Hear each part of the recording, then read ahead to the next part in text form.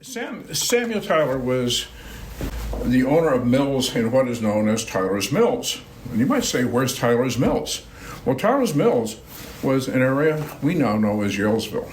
His great-grandfather, William Tyler, was the town miller back in the early 1700s, and it continued in the family until the early 1800s. Samuel Tyler was the last of the Tylers to own the mills there.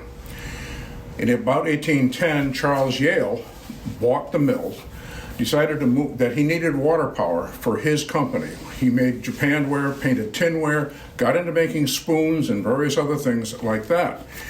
Well, it then became Yalesville once Yale bought the mills.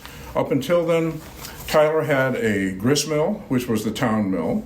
He had a lumber mill, and he also had a fulling mill. In other words, a mill that gave more body to wool. And that was basically what he did. If you will note there, when you take a look at that picture, you will note you can even see the individual hairs on his head. You can see the individual threads on his lapels. That was the end of an era when Tyler died and the mills were sold to Yale. But it was also the beginning of an era.